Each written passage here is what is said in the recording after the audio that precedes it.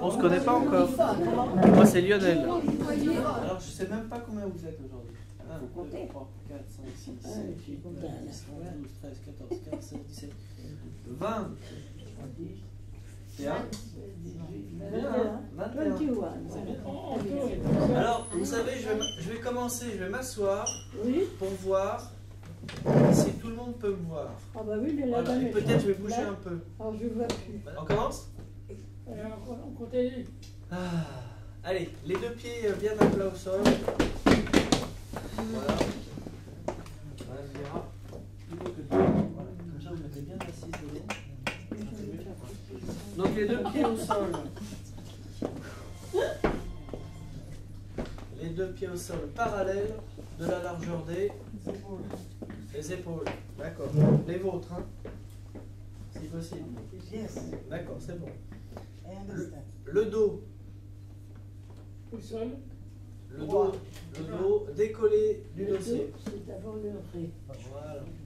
Les mains sur les jambes. Et on va avancer doucement les mains jusqu'à ce qu'elles enveloppent les genoux. Voilà, comme ça on décolle le dos du dossier doucement. D'accord? On refait ça? On retourne derrière. On met les mains sur les cuisses. Voilà. On avance les mains sur les cuisses doucement, doucement, doucement, doucement, doucement, doucement, doucement, doucement, jusqu'à ce que les mains enveloppent Les genoux. les genoux. Elles y sont? Vous les tenez bien? Oui. Et voilà, comme ça on a le dos qui a quitté le dossier. On essaie de rester droit comme ça. On frotte les mains. Alors, on va aller d'un bout à l'autre de la main. De cette partie-là. On va de la paume jusqu'au bout des doigts. Voilà. On fait ensemble. 1, 2, 1, 3. C'est bien, c'est bien, c'est bien. C'est bien, ça fait du bruit. Hein. C'est pas grave. C'est bien. Voilà, et maintenant un peu plus vite. On va s'occuper de la paume de la main. Que la paume. Que la paume, que la paume. Pas les doigts. Ouais. Vous avez dit que la paume. Vous voyez, mes doigts ils sont dans le vide, comme ça. Les doigts ils ne se touchent pas entre eux. Ouais.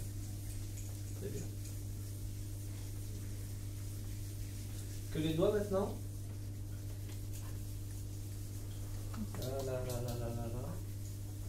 La maison comme ça. Que les doigts. Voilà, et toute la main.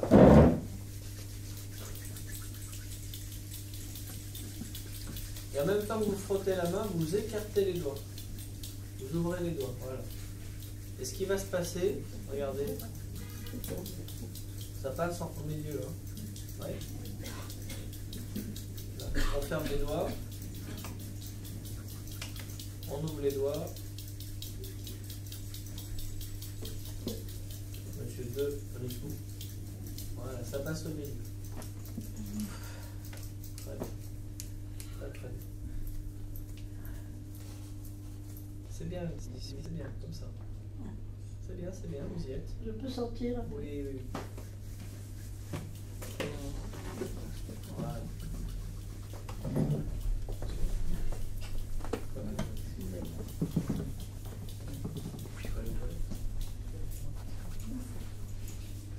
Allez, battement de bras. Ah, c'est pas mal. C'est très bien. Hein. Sur les côtés des épaules.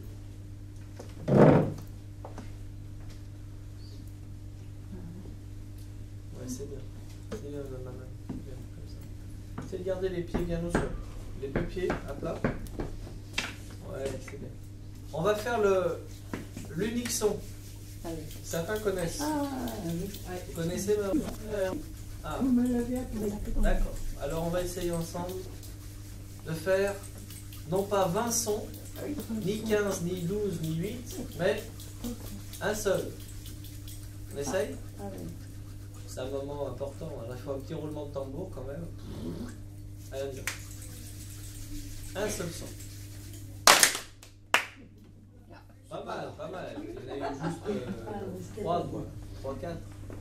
Alors comme on est déjà bien avancé, on va essayer d'aller un peu plus loin. Vous voulez?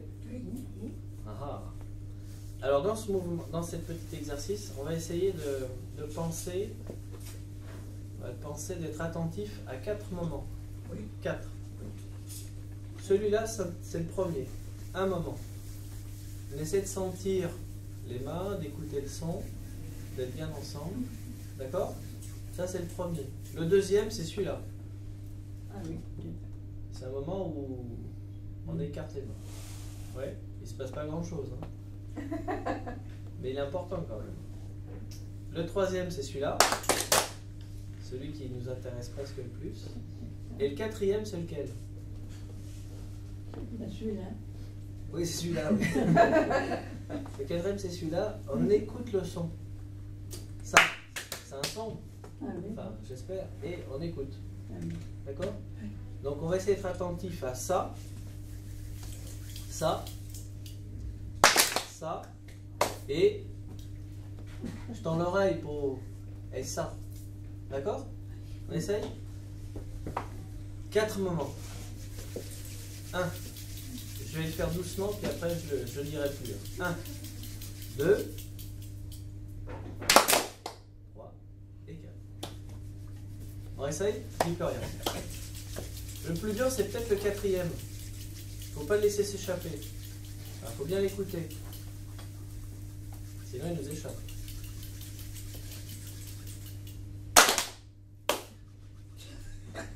Vous avez prévenu.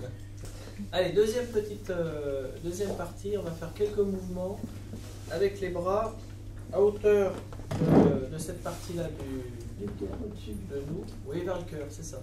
Un ça peu au-dessus. Par là, un peu au-dessus. Bah, c'est plutôt la région du cœur que des genoux. Hein. D'accord? C'est pas là que ça se passe. Donc, je ne vais pas dire grand-chose. Regardez bien. Vous allez faire comme moi en imitation. Et je vous donne un petit indice, c'est mes paumes de main. Non, le sens qu'elles vont prendre, la direction qu'elles vont prendre. D'accord? Vous regardez bien les mains? Et si vous ne les voyez pas, vous imaginez. Peut-être qu'elles vont vous échapper à un moment donné. Ensemble, ça va être lent. J'en ai dans ma poche aussi. Et chaque mouvement, je vais le faire plusieurs fois.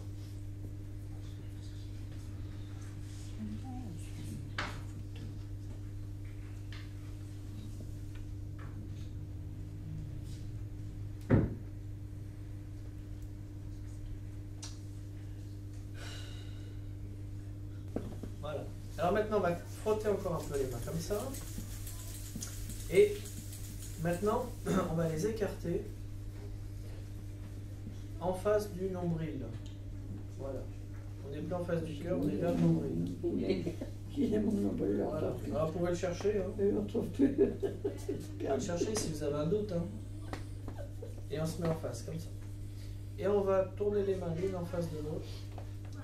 Doucement, le plus doucement possible. Comme ça. Voilà, comme ça, madame. On tourne les mains sans les toucher. Voilà. Alors, c'est comment? Ça s'est radouci encore? Sentez? Sentez? C'est très doux, hein? Ouais, c'est bien. Alors, quand on a les mains un peu douces comme ça, parfois chaudes et douces, on en profite pour faire des massages. Et un qui est bien de massage, qu'on a déjà vu, c'est celui-là. Voilà. Sur la nuque. Excellent. Allez, on y va ensemble. Là. Voilà, on donne là. Sur la nuque. 1. 2. 3. 4. 5. Et 6. C'est pas mal. On bouge un tout petit peu la tête. Voilà. À peine, hein, pas trop. Et on va faire la dernière chose. On va Fermer son bec. fermer son bec. Non, aussi, oui. Mais avec la langue sur le palais, on a le bec fermé généralement. On va fermer les yeux, pas complètement, on va pas serrer, on va laisser descendre et se fermer progressivement la vision. Et on va essayer de rester pendant 1 minute immobile. Enfin 1 minute à peu près. Hein. C'était pas trop long? C'était long? C'était comment? Long? À votre avis, on est resté combien de temps? Pas tout à fait 1 minute. Ouais. Moins. Moins? 58 secondes. Alors, encore une petite série de mouvements. Puis après, on fera des massages. On va faire comme ça. Monter. Monter. Alors, à chaque fois, je change la main. C'est ça, c'est exactement la même chose. Il y a une main, des fois, c'est la droite qui est devant. Et la fois d'après, c'est la gauche. Alors, ce mouvement, il faut le faire en relâchant. On ouvre, on va prendre encore un peu plus d'amplitude, comme une demi-lune, et on remonte. Et ce sont les mains qui se croisent, pas les coudes. D'accord? N'allez pas trop loin. Ça, c'est un autre exercice qu'on pourra faire. C'est les coudes qui se croisent. Et là, nous, on va faire simplement les poignets. Voilà. On y va? Allez, 1. C'est un mouvement qui, si on relâche bien, se fait assez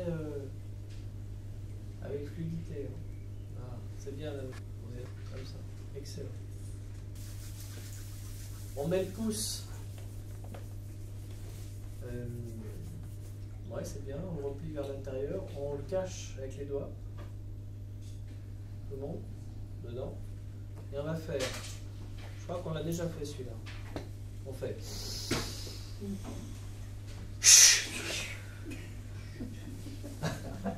Vous l'avez déjà fait? On ferme les mains autour des pouces et on y va.